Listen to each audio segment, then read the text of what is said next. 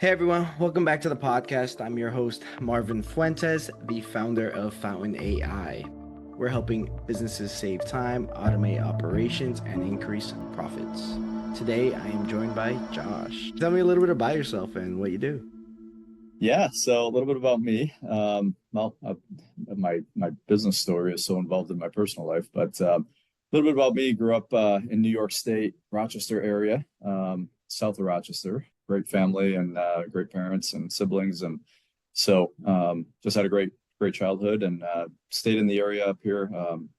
It kind of ties into the business, so I'll kind of jump into that. But so yeah, I was growing up. We grew up out in the country. We had horses. We were actually, I was homeschooled for a lot of years. And so my sisters, siblings, and I, we grew up riding horses, helping my parents, garden and all those different things. And, obviously normal schoolwork and whatnot. But so grew up with a love for the outdoors. I don't know, when I was 10, 12 years old, some friends around the area, they had ATVs and four-wheelers. And so that's kind of where the story started a little bit. But I wanted to buy a four-wheeler, and my parents were like, well, you're going to have to work for it. So, and that's kind of actually where my entrepreneurial spirit started. So figured, well, if I've got to work for it, I got to figure out how to make money. And, my mom would drop me off down in town and I would go mow lawns. So that's not technically where I started in the sense of like the official business, but that's kind of my official first start at the landscape industry. So 10, 12, 13 years old, mowing lawns, and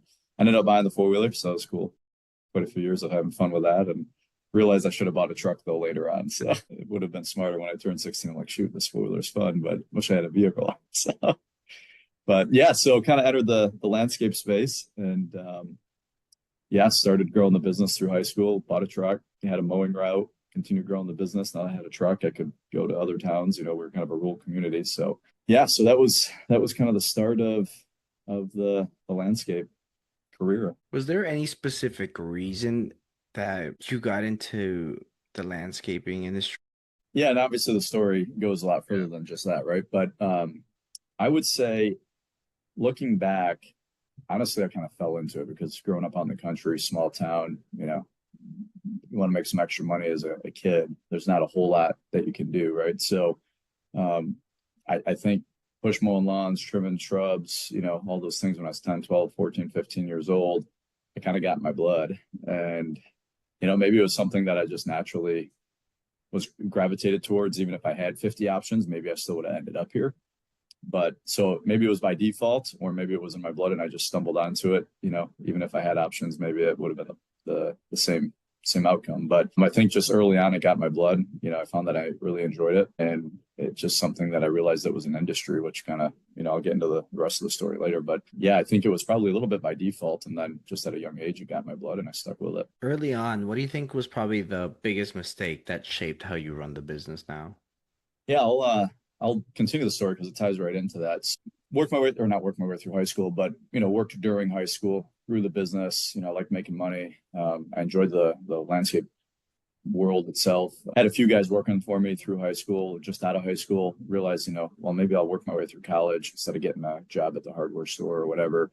Parents, maybe my sisters and I, they had us work our way through college, which I'm grateful for. And so that was something where I knew, I had to come up with a way to make some money. And so figured, I can make more money in the summer than most kids can all year, working part-time somewhere. So continued as I got out of high school, realized I didn't really know a whole lot about the landscape industry. So, and this will tie back into your question as far as the toughest period of time, the toughest challenge. So went through a 3-month introduction course to horticulture. And that was where it was like a local course up in Rochester. Well, I'll take this 3-month course before I start college, so I at least know something. I can kind of fake it my way through the industry a little bit, and I can work my way through college this way. Got out of that course, and there was companies recruiting from around Rochester area, a little bit bigger city than the town I grew up in.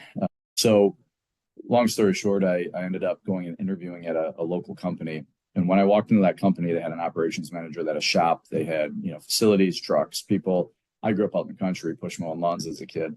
And so I didn't even realize like it was an industry at that level. So when I went and interviewed, I was 17 and a half. I graduated high school a little bit early. And so I knew I had a little bit of time, a few months there. So that's when I took the course. Ended up interviewing with that local company, and they said, well, you're not 18 yet, so you can't run power equipment.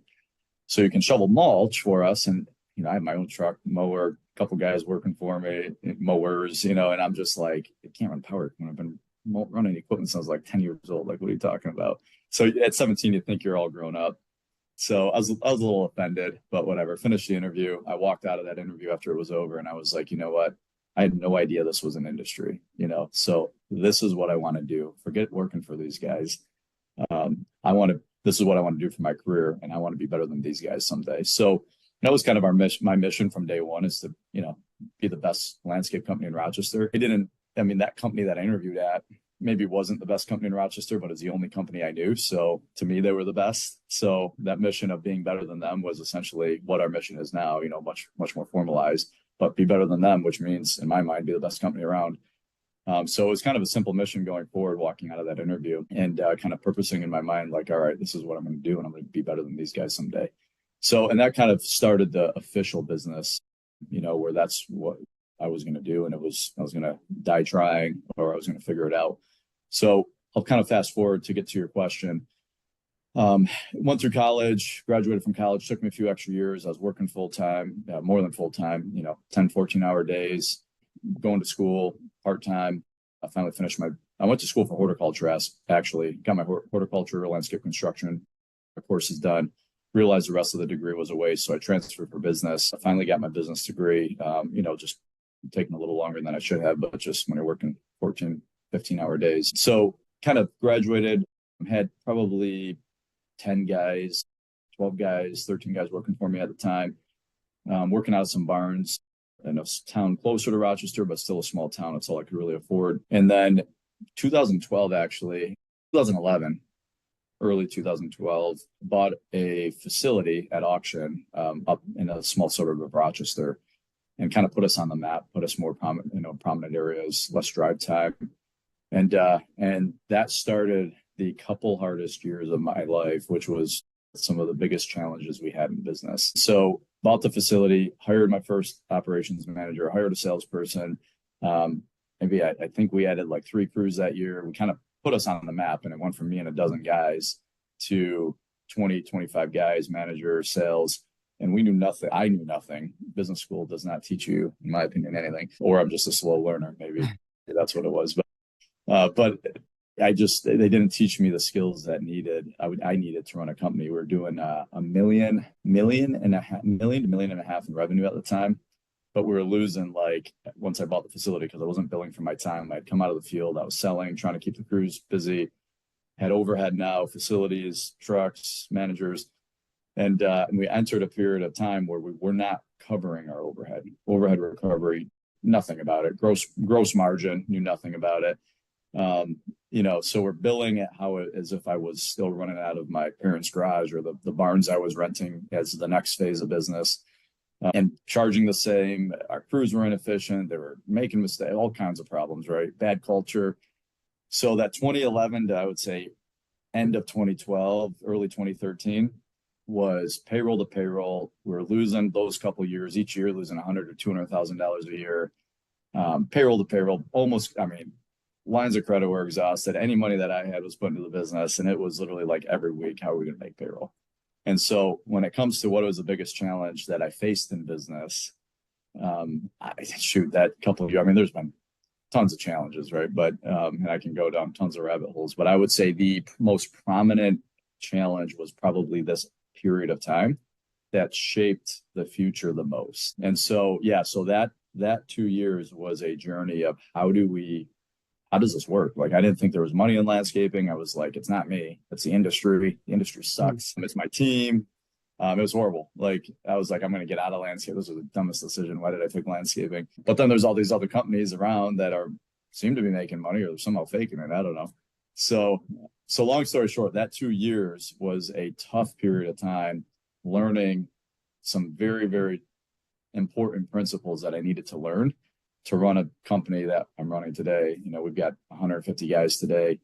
We've been fastest growing companies in Rochester. We're on the top 100 list for 6 years in a row. We just got on that list again this year. That just came out. And so we have the awards, I guess, in the next few weeks. But we've been in top 100 fastest growing companies in Rochester for the last 6 years. Top workplaces, I think it's top 100 workplaces as well, which we've been on that list for the last few years. So the point for saying that is we came out of this period of time where it was payroll to payroll, almost didn't make it, horrible culture, horrible place to work, losing money, shrinking in business, whatever it was, to where we are today. And if I didn't go through that period of time, there's no way we would have been able to be what we are 2022, 24, 2025. There's no way I could have ever done it. So yeah, a little bitter back then of like, man, why couldn't I have been smarter? Why couldn't I learn faster? But honestly, now I look back and I'm super grateful, because going through that period of time honestly enabled us to achieve what we've achieved today. So it's pretty cool. So now when you think back and seeing what you've built, what part of it makes you feel the proudest? That's a good question. I would say the team that we've built, the cool projects that we do, obviously those are fun. I mean, sure, money's cool. The success of the facilities and people and trucks and, the assets so all that stuff's cool.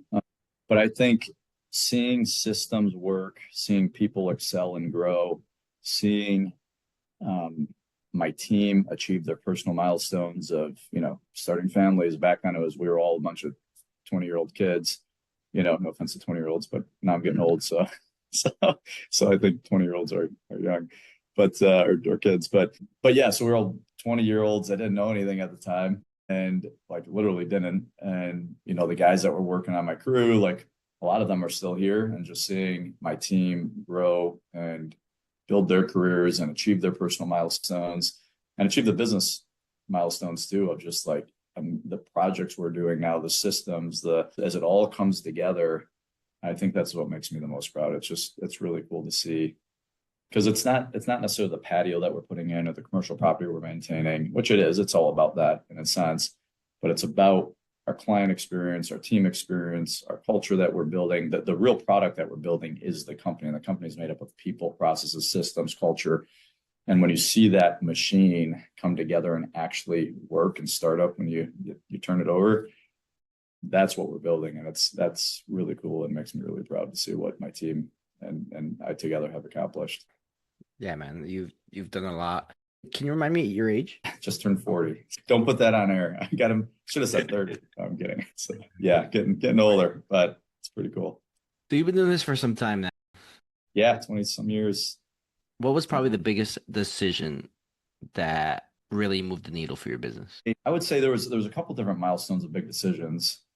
Coming out of the field was a big decision, right? So at different levels of business, every decision is like the biggest, most monumental decision that you're going to make, right, at that moment. So like, if you asked me at $1.5 million or 2 million in revenue, my biggest decision was like coming out of the field, $1 million maybe.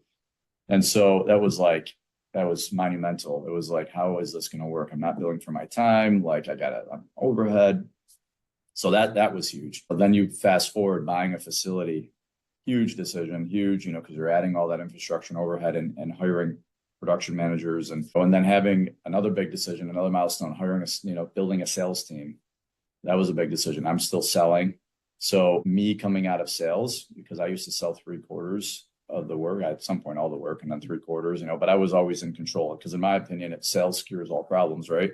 So if we have sales, we can fix operations, we can fix whatever. So me being in control of sales allowed me to generally maintain control of the business, because if we screw something up, as long as we've got a pipeline and backlog, we can fix it on the next one, our processes or systems or something, whatever. So a few years back, I sell a very small percentage now. I'll probably always sell a little bit, because it's just, I'm good at it and it's fun to me. But building a sales team and relying on that sales team to sell 98% of the work of the business, and now we're doing, tens of millions in revenue. It's like, shoot, I can't solve this problem now. So like if there's a problem in sales, before I had so many jobs and, connections and, jobs in the pipeline that anybody screwed up, it's like, oh, I got 10 more that I'm working on, so no big deal. But now it's like, if I need to sell all the work for the business, like I physically can't, I have to rely on the team. So coming out of the field, coming out of like accounting and admin work, that was a big milestone. Coming out of the field, big milestone, and managing and selling and doing all that. Then I gave up operations. So that was the next big milestone. And then the last big milestone recently was selling only a few percent of the work and, really building the last few years of sales team, that design team, commercial maintenance, business development team, and turning that over to that team. And then another big milestone was hiring a sales manager and having my sales manager run the sales team. And now the big milestone is learning how to be a CEO, because all along the way, sure, I'm CEO in title, president, CEO, all that stuff. But now the current big milestone is, how do you actually be a CEO? Everybody's like, oh, CEO. It's not sure, CEO, it's you sit around and do nothing. But to be a very effective, good CEO and leader of a business, to do it effectively, not just a name or title on the wall, it's a whole craft. It's a whole set of skills of truly leading an organization and inspiring and setting that vision and dealing with the things that the CEO deals with to inspire and build that team. It's a whole set of skills on its own that is now the next big milestone that I have to accomplish. So from my career and my resume, in a sense, from doing the work to managing and operations to sales management, to now being a true CEO and leading the team to be the best it can be. All those, I think, are just as monumental milestones in that period of life when you're there. On the topic of milestones and goals, what's one goal that excites you but also scares you? Yeah, big goal now. Yeah, every year it changes, right? I would say it doesn't scare me, but it excites me. There's a little, nervousness there is probably creating branches, out of town branches. We've done some acquisitions internally that are tuck-ins locally, but doing an acquisition or starting a branch out of town, and how do you duplicate that culture? How do you take a business that's doing $5 million in revenue, buy it, which I know the principles of doing it, but to effectively buy a company out of market, implement your systems, and get an entire team culturally on the same page as the rest of the company, reflecting the values and the culture and the quality of the rest of the company, while not being present through an entirely remote team. That's going to be a big milestone, or a big, I think, in the future. That one gets me excited, but two is like, that's for me. We haven't done that as a branch or offsite. We've done it here. How do we duplicate that? That's where I think your culture, your systems, your processes are really tested, and it shows, do they actually work? So that's going to be in the future. That's going to be a pretty cool thing when we do that here in the coming years. And that's going to be something that's going to be pretty exciting. So you mentioned learning to be a CEO and everything that it entails now. What are some skills you're looking to acquire or hone down on? Yeah, I think really learning to be what does it mean to be a leader? I mean, because sure, I've led the business.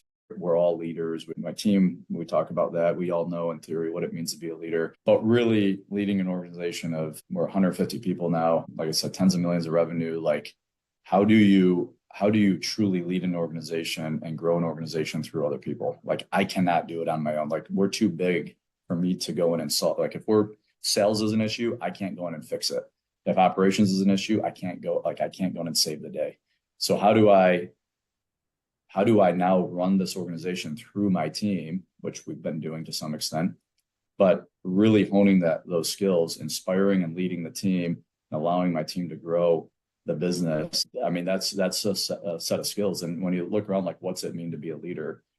I look at that, inspiring the team. Like, when we're going down uncharted territories, of maybe when we open our first out of town branch, being able to be a leader and not like showing signs of fear when maybe you're absolutely terrified or you don't know how to do the next step, but leading the team and then knowing how to course correct if you did make a bad decision as a leader, how to course correct, allowing your team to trust you, or having the skills so your team actually trusts you, and gaining all those skills of just becoming that leader that people will follow, but yet work just as hard as if it's their own business, because of the vision, the inspiration, and you're giving them opportunity to build something bigger than just me, right? So, and that takes talent and skill, and the best leaders are really good at that. And for me, I've got to work at that skill of really inspiring and growing and developing that team. And I think that's when we can master that, which we're well on our way, that's when we're going to see organization just completely start duplicating itself. And that skill is something I need to really master. What do you think is the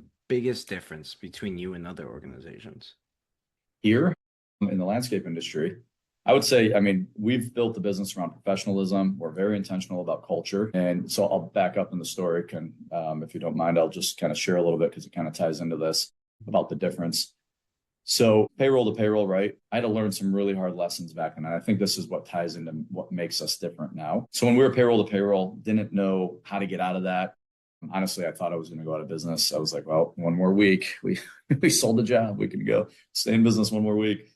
And so learning on gross margin, running it as a real business, a lot of small businesses, whether it's a restaurant or whether it's a accounting firm or something, it's the owner does everything. There's not systems, whether it's a landscaping, painting company, whatever it is, right? So it's not necessarily super professional. It's the owner, a couple people, whatever it is. Learning and understanding our numbers so we could afford to set it up as a real organization and have the systems, pay the people proper, pay our team properly, development or invest in proper equipment and trucks and facilities. So learning how to price, super important. And one of the things that makes us different is probably that we're very numbers oriented. We're open with our numbers. We share our numbers. So back in 2011, 12, 13, we had to figure out our numbers. And thanks to some mentors, Marty Grunder, Matt Caruso, at the time there were some coaches, industry peer group. Thankfully, just in time, I started to learn and they helped coach me through gross margin. And we sell every job based on gross margin. And so we recover the overhead, the percentage needed to build the infrastructure that we need. And when you can do that, you can set your business up differently. So understanding your numbers in the landscape industry, most companies don't. At the end of the year, they've made money, they didn't, they don't know why. And so really focusing on numbers. Another reason that we're different, tying back to that growing pain that we had to learn is our culture. We had to go through some really tough growing pains of culture. I had some not great people on my team because we were just hiring people.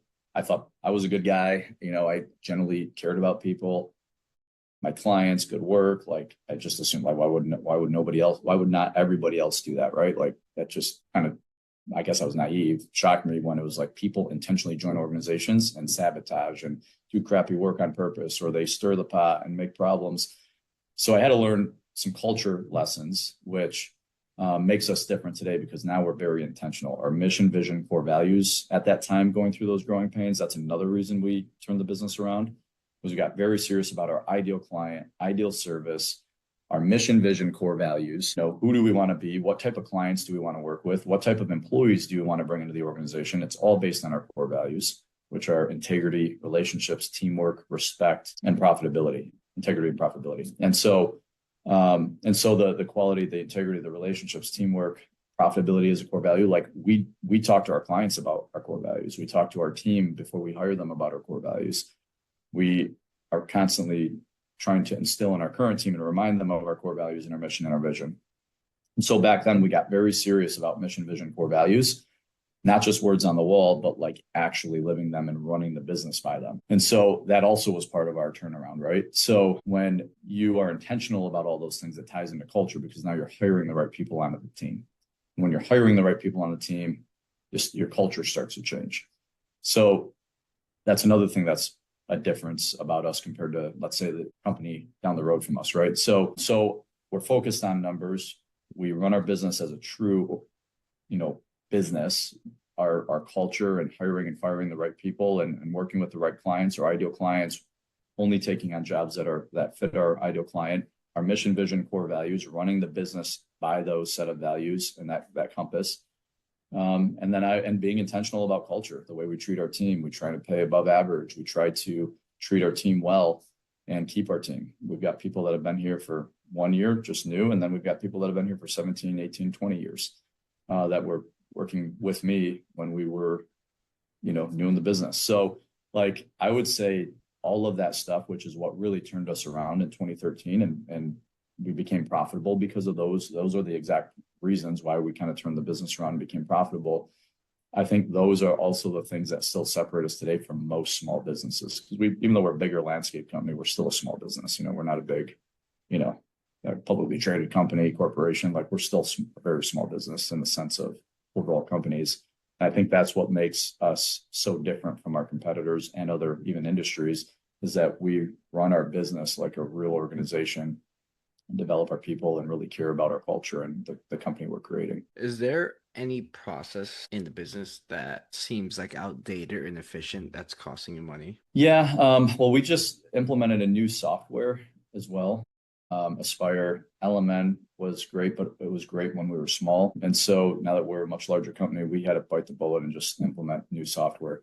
So I think the software piece was getting dated for us. Now I would say this year we rolled that out and we're well through the process of implementation.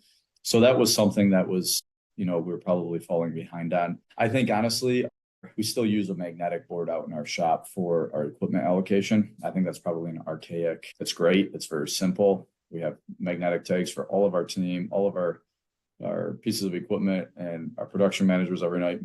This truck goes to this crew. This truck goes to that crew. Now, there's Trello boards and things like that we're going to definitely modernize that. But the old magnetic whiteboard with all of our crews listed and everybody who they have for the next day. It's a great, simple tool for a very small business just starting out. It's a great way to keep it simple and organized. But being able to see that same board on our phones and my operations managers not needing to stand in front of the whiteboard every night to plan their crews, I think that's a big area we can improve and update a system that's much more modern and efficient. This next question is I'm excited for this one. Let's pretend you have a little box and it could automatically do and perfectly handle any task you want it to handle for your business.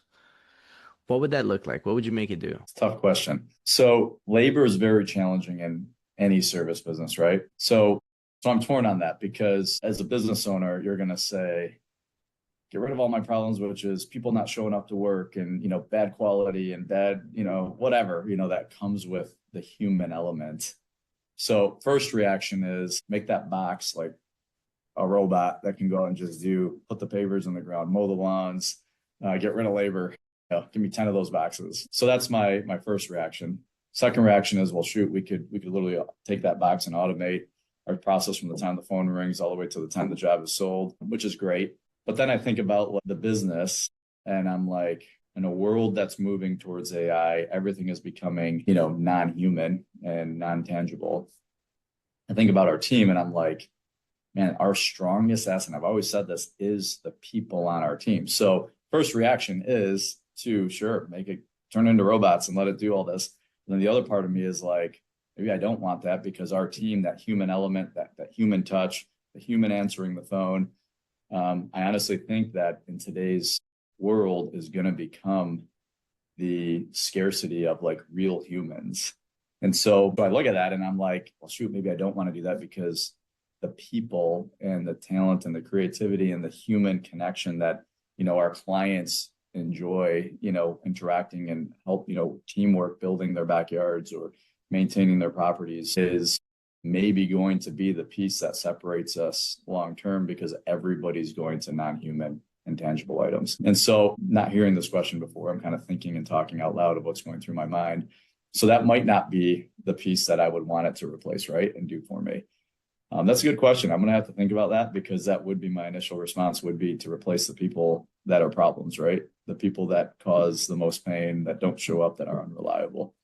But I'm going to have to think about that. I think it would probably be maybe a way to create systems so my team can better work and be more efficient, but not replace my team, right? Because I think our team is our strongest asset. And even if robots do become a thing, or when they do, because it's probably inevitable, I think having that team to still run the business and to still do what we're good at is going to still be crucial to separating ourselves. So yeah, I would say maybe something around the lines of creating processes and systems so my team can be more efficient and reduce their stress and workload so they can better operate at a higher level. That's a great answer. Is there anything that probably keeps you up at night about your business? No, I've learned my ability to handle stress is it's changed over the years, I'm sure. And it's like a muscle. I think you get stronger and stronger. So nothing really keeps me up at night.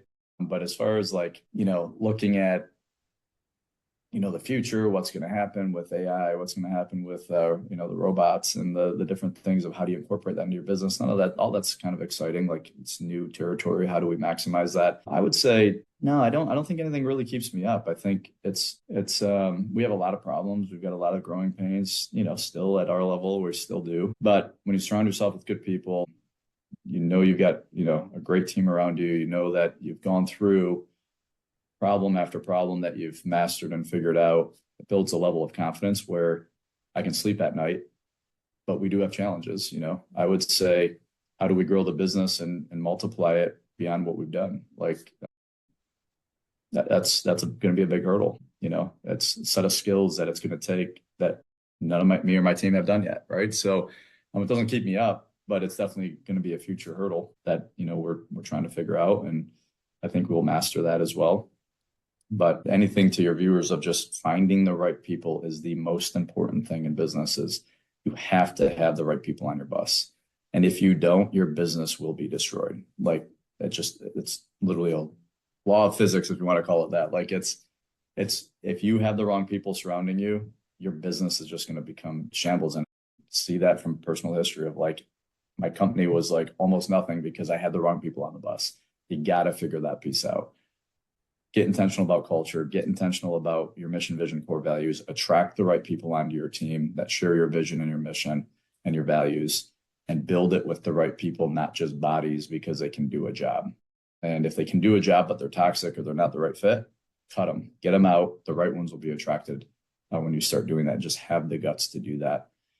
But yeah, I would say there's not a lot that keeps me up, but there's definitely challenges coming, and we're going to figure those out too. I'm curious to know how you actually structure the business. Like, let's say you have a revenue target. How do you go about structuring the year? So we go through a budgeting process. We're actually doing that now for 2026. Whether it's you and 3 people or whether it's you and 150 or 500 people, doesn't really matter. For some reason, early on in my career, I've always been kind of structured around numbers and and that kind of thing. And so even when I was 18 years old, I knew nothing about business, but I knew it was common sense. Like, you got to create a budget, and then you got to like predict what are you going to charge per hour or however you're going to recover that overhead. So we've been budgeting for years and years. And so the way we do it now, we have, so our structure is set up where, we have a division manager, general manager of our residential, general manager of our commercial side. And then we have operations managers or group managers underneath them that handle a set of crews, a certain amount of crews. And so I should take that back. We have departments underneath each division. So we have like our residential installation department. We have our residential maintenance department. We have our residential sales team. Same thing on commercial. We have our commercial maintenance. We have a commercial snow department. We have our commercial build department, our commercial sales team. And so each of those have department heads. And so my general managers of each division, plus myself, we go through kind of a process where each department manager builds kind of their own rough budget, in a sense, their own vision of where they see the department going, what they want to build the department to be next year. So even if it's just you and a few guys on a crew, I used to do that with me and my handful of key people, team leaders. It was me running everything, selling and managing the work, and then a few key team leaders that run the jobs. So we would get together, we would have a planning session, and then I would do all the budgets and get back with them and say, all right, we're growing by 2 crews this year. We got to find the work, but now it's a little more formal where each department head gets with their teams. They kind of develop their own vision or budget for the next year. We all come back together, all my department heads, listen to where we all want to go. And then I, with my 2 GMs, we put together a final plan based on the feedback from all my team. And we run formal budgets of like Excel spreadsheets of each department has a budget revenue target to capture all the overhead and recover the overhead. And then my sales managers, I'm in the sales team, they've got to, get on board with, all right. And we get the sales team involved too. Like, we're growing by 2 million this year, but what's our plan to achieve 2 million? So my sales managers will put together a plan of how we're going to achieve 2 million with marketing, with, what we're going to do, adding 2 salespeople.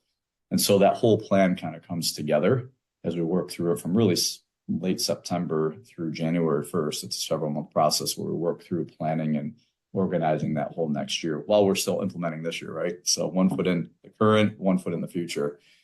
And the ability to be able to juggle that and to wear multiple hats, just got to figure it out as a business owner, because if you don't, you're just always going to be either behind doing today really well, or you're always going to be living in the future and today's going to fall apart. So you got to master the skill of being in the future, looking at the past, and as well as being in the present and bringing all that together at the same time.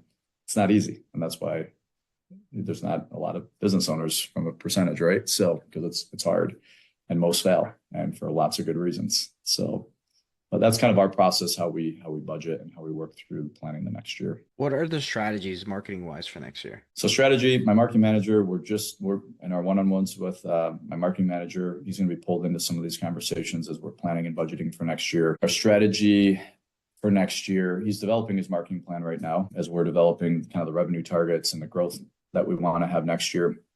And my COO just said this, so I keep giving him credit because I've used it about 10 times now in the last 3 days because we've been having these conversations with my department managers. Growth doesn't mean just revenue, right? And so we're starting to tell everybody, because I'm stealing this from him, give him full credit. If you're going to be on our team, we're always going to be growing. We will never stop growing, and we don't expect that's a requirement as an individual to continue growing your ability, your skills, your professional skills, your personal skills, where you want to end up personally. Everybody to be on our team, you better be growing or you're not going to be on our team for long. That's just part of our DNA here. And so, but growth doesn't always mean make more money, make more revenue, do more work. You can grow in so many ways. Like, I don't know, we've had discussions around developing leaders. One way we want to grow next year is we have to do a better job of developing leaders underneath our leaders. And so to foster that next level of leader that's going to come up. And so maybe growth isn't revenue next year. Maybe growth is developing leaders, right? But either way, we're growing.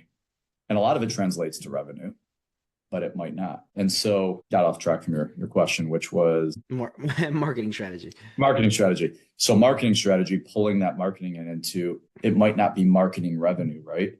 It might be marketing the right people to develop leaders, if that's what our growth strategy is develop more leaders, right? So we're developing our strategy, and my marketing manager would pull into that right now from a revenue perspective. We do a lot of social media. We have a big social media presence. We're really looking at ChatGPT. We're looking at the AI pieces of all of that, because in our opinion, Googling something is probably with Google ads and stuff like that, SEO, that's probably going to become archaic. Crazy enough as that sounds, in our opinion, it's probably going to be.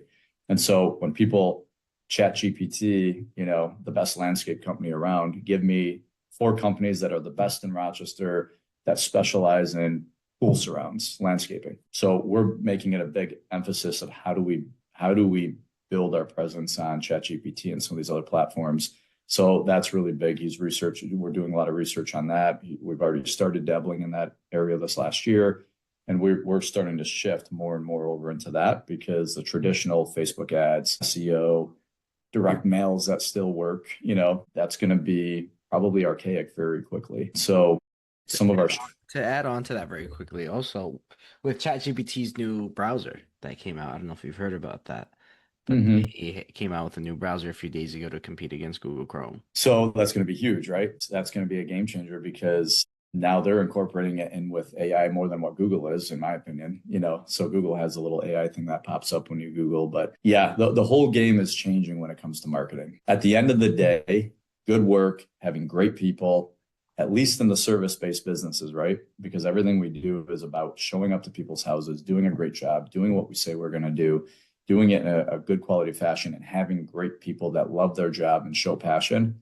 At the end of the day, it's all going to revert back to that. Still, word of mouth, all of that. But AI is going to be a huge component, ChatGPT, all of that. And really our strategies for next year is just continuing my marketing manager takes courses on it. He's trying to learn. It's new to everybody, but that is a huge initiative for next year in our marketing, how we're going to go about it. I'm curious to know what you did in the early days for marketing. Early days. Did you take that on yourself? Did you outsource it right from the get? Talk to me a little bit about that. Yeah, so I've always loved marketing. I did the marketing. I did everything back in the day. You wear 50 hats as a young business owner. So yeah, I did marketing back. It's horrible. Now I sound like the old people that I always feel like, oh, they're old. And now I realize I'm becoming one of them. But back 2003, 2004, 2008, direct mails were huge. So like print was huge. Penny savers. It's crazy that penny savers we got a lot of work off of penny savers around the Finger Lakes up here. What's penny savers? You don't even know what a penny saver is. So penny saver was like, shoot, how do you describe it? It's a booklet or a pamphlet that gets printed every week. Not a pamphlet. It's like 50 pages, probably 8.5 by 11, whatever it is. And it literally is in every supermarket, every store, every gas station. Gets mail like delivered. Penny Saver boxes are below the mailbox on most people's those Penny Saver boxes. The Penny Saver would go in there, and every week, and it's ads, it's I don't know, community things that are happening, businesses. It's like, and that's where you find your people. Like that's how people just find people. So yeah, so Penny Saver ads to print, direct mails. We got involved with social media early on. I did all the social media stuff in 2012-ish. We started realizing that was going to be probably a big thing. Sold my first job off of social media, probably 2012, 2013. And I was like, holy cow, this is working. Like, shoot, I should probably put more money into this thing. So fortunately, we got in early enough where we have a great social media presence, and it was a lot easier back then to build it. But yeah, I did everything as a young business owner. You got to be good at marketing, you got to be good at accounting, you got to be good at sales, you got to be good at managing. So, and that's why it's so hard, because you got to develop all those skills, because you can't afford to outsource any of that. So, but yeah, did a lot of marketing, and it was completely different back in the early days of business. So you've come a long way, right? Let's say a year from now, what would probably make you look back and say, like, that was a game-changing year? Is there anything specific that you probably plan on doing that'll make you say that? Yeah, honestly, I look at simplifying the business. So, and any advice that, learn from my mistakes. So like back in the early days, and I didn't really tell my story all the way through start to finish. We've just been having more of a conversation, which is great. But if I would have told the story in more detail, back early on, we were doing mow and go services, landscape maintenance. We're doing installation, landscape design installation. I bought the facility here. This facility, we've completely redone it, but bought the facility here early on, and much more prominent locations. So we started a garden store. We started an organic lawn care program. We started I'm overwhelmed just thinking about it right now. Like, no wonder why we were failing. But getting super focused in 2011, 12, 13, when I talked about mission, vision, core values, talked about getting serious about our ideal client, ideal service, simplify the business and pick what you're going to be the best at and master that. Like, become the best at those core services that all fit together. And so over the years, we've done very well. So 2013, we broke even for the first time in those couple of years. And then 2013, 2014 on, we went from 1.7 million in revenue, breaking even or making a little bit of money finally after those couple of years of just almost going out of business, to scaling to, in 2015, 20, 25 guys, to over the course from 2014 to 2024, over 20 million in revenue, 150 people over the course of 8 to 10 years. It took me from 2002 when I was in high school to 2012, 2013 to get to $1 million, $1.5 million. 50% of my business life to do $1.5 million to 2 million in revenue. The next 50% of business life, we scaled by over 10 times what we were doing in the first 10 years. And it's because we got the right people, got on the bus, all those things that we were talking about. But it started with simplifying the business and getting really good at just those few core services. As we've grown, we've been profitable ever since. So we invest in other things. We start other branches. We start the pool business. We do this, we do that, all these things that kind of do make sense.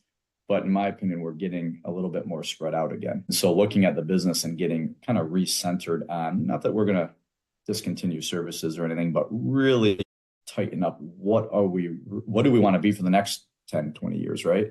And really tightening up the business, getting rid of the riffraff, that's just a distraction, tightening up our team, maybe cleaning house a little bit, and really getting recentered on the business that makes sense for us. Getting rid of all that noise and that signal, just get rid of all that noise, all the stuff that just distracts.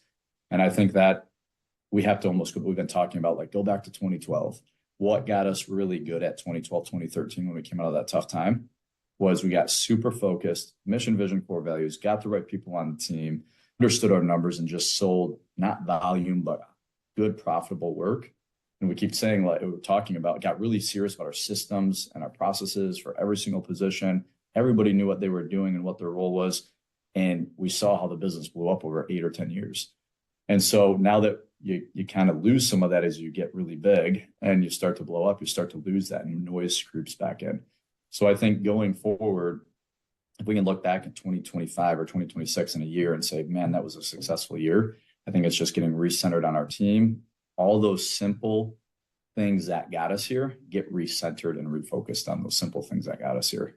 And I think that will be a game changer, because too often you get big, you get profitable, and you start losing the things that got you to where you are today. Go back to the basics. Business is all about the basics and the simplicity. Would you be able to elaborate a little more on like simplifying it in terms of Yeah. what can you probably just give examples on how you plan on doing that? Yeah. So for us, the type of work that we do. So our commercial bid build division department, we did a playground, a municipal type playground. Does that make sense? Well, yeah, it was kind of part of the landscape contract, and there was grading and some stuff, all that stuff with it that we do, but it came with installing this playground. Now the guys did a great job. Took us way longer. We're not playground installers, but I just look at that and I'm just like, what are we doing? It's great. Our team accomplished it. It was huge. It looks awesome. It was a milestone project, big project, multiple six figures, $500,000, whatever it was. So all that's cool, but it's like, let's not get distracted. Like, so simplify as in like, go back, don't take the jobs that are cool and big and showy, but put you on the map and there's a lot of dollars involved. And you want to take it because it's like, yeah, that's really cool. But it's like, it's simple. Go back to what we're good at. So in our work that we sell, say no to people. What gets you over $1 million is going to say yes. What gets you 2 million is going to be you saying yes to everything. Like, got to power wash the house, wash the windows, sweep the floors, I'll do landscaping. What gets you past $1 million is saying no. And so sometimes when you grow a business to the size we are, at least for us, it's a trap. Is you start taking on a lot of stuff that you probably shouldn't be taking on, because it's like, well, we want to grow. We want to get to 30 million. How do you get to 30? We'll take the playground project. That's $1 million job. And then you start finding yourself doing these things that are just things that you really shouldn't be doing and are distracting you, and you're not profitable at it because your team doesn't know. And it's not necessarily calculated because we want to go into that business. So for us, I think it's getting back to those core services, saying no to people, and sticking to what we're really good at. And more business comes because of that. You start getting too distracted and you don't do well at the business you are good at because you start getting distracted. So for us, as we're centering and refocusing, it's the same thing with our team. Hiring the people, not just bodies because they can do a job, really tightening up our team, maybe getting rid of a few people that maybe don't fit, cleaning house a little bit. When you prune a tree, it flushes out and grows. When you prune your organization and get rid of some players that aren't really taking it serious and aren't really fit for the business, the others are going to flush out and grow as well and step up. And the same thing with taking on work. If you turn things down and say no and focus and really give the time to the good clients and projects, those relationships are going to flush out and grow, just like when you prune a shrub. So I think for us, that's how we're going to get kind of recentered. Say no, clean house, make sure our team aligns, and just get back to our core services and make sure our team knows what those core services are and who we are, and really recast that vision and mission. Avoiding the shiny object syndrome. The squirrel syndrome. Squirrel. Do you think that would also make it, just because what you said is pretty much how we approached my last business, do you think that makes everything more replicable? Replicatable, yeah.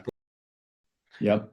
So Yeah. that gives you the freedom to now do what you wanted to long term, which is buy others outside of your market. Yeah. And I think that's where, for me we talked at our last leadership meeting about not simplifying, like get rid of, those things we do, but like when we plan 2026, think about the high margin, like let's not go after the showy low margin stuff that sure makes us feel good and it strokes our ego, but go after the high margin business that we're really good at. And how do we simplify so we can all work maybe less, or maybe we don't work less, but now we're more effective because we can work, if we want to work just as much, great, but now we're producing twice as much because what we're doing is way simpler and it is way more replicatable.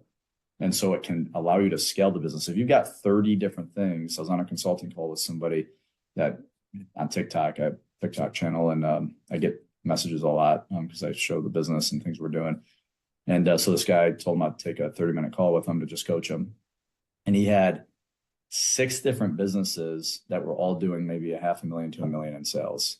And I was like, That's great. That's cool. So he's doing like 10 million with these 6 or 8, 9, whatever businesses that he had, limo services to landscaping to roofing to auto mechanics. Like, I'm not talking like maybe put pools in the ground because he does the pool Completely surround. So different. the pools make sense, but like completely different industries, not knocking him, hardworking guy. But I saw that, and from the outside, it's just like, oh my gosh, I feel bad because like he's working so hard. None of them are, he's making money, but none of them are making much money. And so my suggestion to him, which I will suggest to all your viewers as well, like read the pumpkin plan. Simple read, but will change your life if you apply the principles. We did that in 2011 or 12, and a lot of these principles of ideal service, ideal client, growing the biggest pumpkin in the patch. You got to get rid of all the other pumpkins to grow the biggest pumpkin. It's a very simple book, but it explains it in a way better than I ever can. And it's like, get rid of that stuff and really simplify and make it replicatable, to your point, and just make it so you can reproduce it over and over and over again at a good margin and a good profit. That's the whole point of being in business. Is there any part of the business that feels like it relies on you a little too much? Yeah, our design build side, I won't be ashamed to say it, like the commercial maintenance side, we've got a great team. We have a great team on our residential design build side too. I've just been so involved in design build. That's kind of what put us on the map. So, and I'm probably my own weakness of giving that baby up. It's the showy projects. It's cool. I love it. It's in my blood. So it's been hard for me to let go of that, but I also haven't been able to let go of it because the team has relied on me too much. And so as I'm letting go, we have a great team. I'm in the process of fully letting go of that. My goal is, and I have let go like 80% probably, but I'm still very involved when there's issues and problems. And I think that design build side has been too reliant on me. And that's the piece that's probably keeping us from really duplicating and replicating and growing through acquisition and some of the things we're going to be doing the next year or two. So yeah, all transparency, we're not perfect. I got a long way to go with becoming the right leader and the best leader. And one of that is I'm in the process of letting go of the last pieces of the design build team that really still rely on me. And because we've added on some services that are very custom and very like, it's hard to replicate some of that. And so I'm having to take my own advice as well, because and the reason I have the advice is because I'm dealing with it. We're going through it just like every other business owner, but we've seen it work in the past, and sometimes we have to get recentered on that, which is what we're doing this year. Now, let's think in like a bird's eye view here. Looking at the whole company, what's something that like eats up so much time that doesn't really drive revenue? We just had this conversation with a few of my team. It's like the owner of the company, the CEO. I'm not more important than my team. I look at CEO as like, you're the first servant in line to serve your team. That's what a good CEO, in my opinion, is going to be. And again, others might disagree, but like everybody's like, oh, CEO, I want the title and the prestigious, stuff that goes like, no, there's nothing prestigious about it, in my opinion. You are serving your team, and that is the most important part and the most important thing you can be doing is serving. Your team is in your care, and you better take care of your team. Serving them, coaching them, helping them, training them, setting the vision, leading them, having the confidence so they can have the confidence. So I would say learning to be CEO right now is also learning to let go of the things that are eating up my time, right? So I can properly serve my team. And so I think it's becoming so blatantly obvious to me, and it's becoming even more important. Like, it's not because I'm more important I have to give up these tasks. It's so I can properly do my job. And so I look at some of these menial tasks, not in a demeaning way, but these simpler tasks that you can outsource much easier. And I would say, probably dealing with job site operational issues. That's super important because everything revolves around putting work in the ground. But as CEO, like, my team needs to handle those things. Like, if I'm not out connecting with people and building relationships and setting the vision and coaching my team and helping work with them, but I'm out doing and selling and dealing with the day-to-day with the truck broke down, like those types of things are going to eat your time, and you're not going to be able to grow as a leader. Outsource that stuff. Now, if you're an operations manager, maybe that's the stuff you don't outsource. Maybe you have to outsource the doing the work of raking the shoveling and the laying the pavers, so it depends on the role. But for me personally, I think it's the operational side that I get sucked into of dealing with the day-to-day problems. Not because they're not important, but for my role, it's keeping me from being able to be the leader I should be for my team. And so each position in a company needs to look at what are those things that are distracting from me doing my role.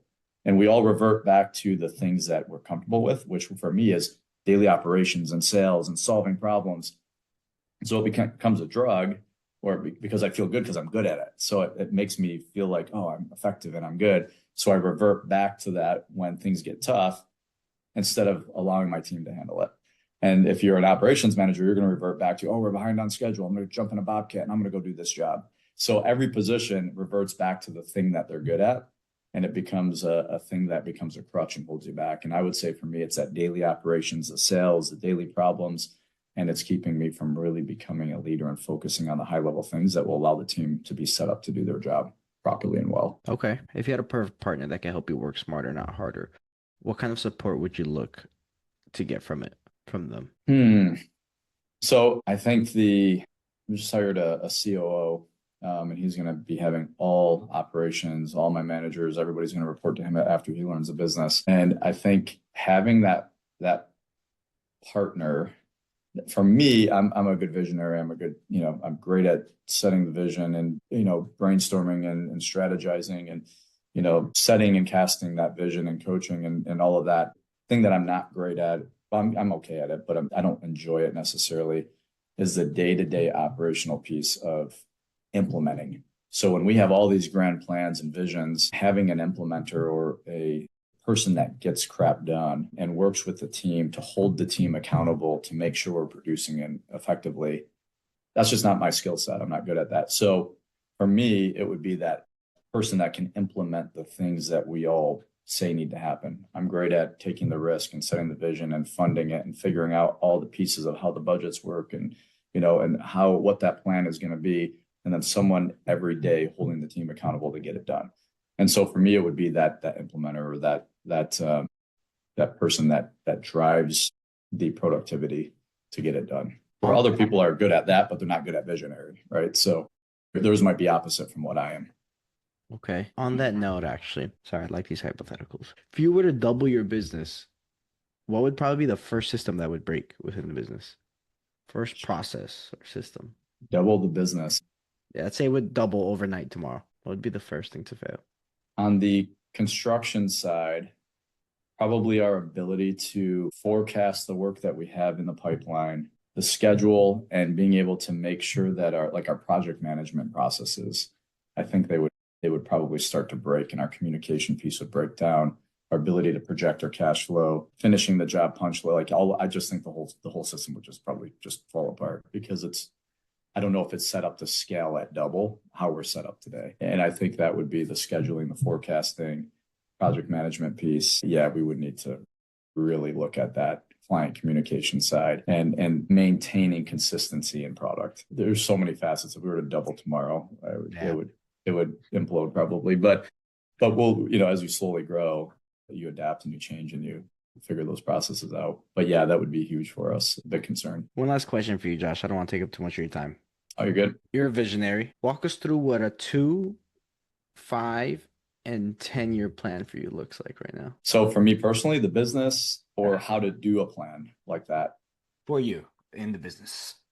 So for the business, we talk about our 10-year plans. We talk about our 3-year plans. We talk about our 1-year plan. So for me, I probably won't get into a ton of detail just because of, some things that we're flushing out right now.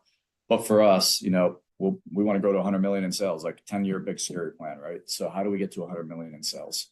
Because for me, my job is to continue to create opportunity for my team. As an owner, as a entrepreneur, your job solely exists to create opportunity for your team to be able to fulfill their personal goals. And if you do that, they're going to help you fulfill your business goals. And so for us, we have to keep growing so our team can keep growing because no one's going to want to stay exactly where they are. They become complacent. We all become complacent.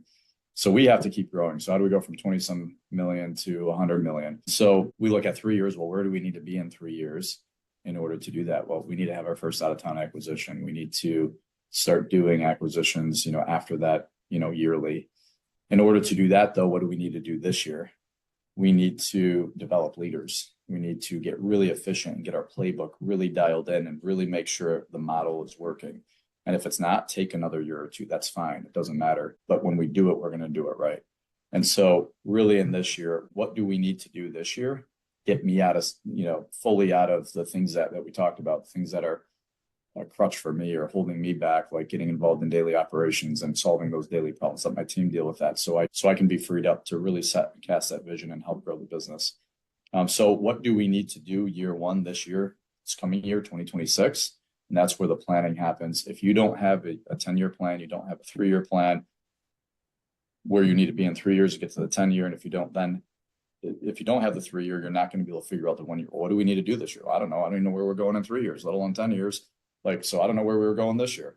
So for us, I would say, developing those leaders, getting really good at our systems, really dialing that in, cleaning up, getting recentered on what we're really going to be when we grow up, in a sense. That's a huge milestone for 2026 to set us up to hit our 3-year, which then if we can hit our 3-year, we're going to hit our 10-year. So you start with the end in mind, work your way backward, and then work your way forward again to make sure it all matches. And that's, for us, that's kind of where we're going and what we're doing. But it's not all about revenue. It's really just creating opportunity for our team. And we want to create wealth for our team. And that's through growing the business at something much bigger than me or my own goals or dreams, which are important still, but those will be met if my team has opportunity and can create wealth and their goals and ambitions. And then mine will be met. If I'm being a good entrepreneur and those are being met, the outcome will be mine will be met. So that's kind of what a 10-year and 1 year, 3-year kind of looks like for us. Fantastic. Josh, thank you so much for jumping on this. I really appreciate it. Yeah, of course. My pleasure. It's been a lot of fun. People connect with you. Social media, from Instagram, Josh Shmieder on Facebook. Probably should make those all consistent so they all match. TikTok, I think it's Josh Shmieder on TikTok. Yeah, follow my businesses or me personally. Reach out through messaging if somebody wants to reach out through a message or something. I'm always happy to help people and share things I've learned along the way.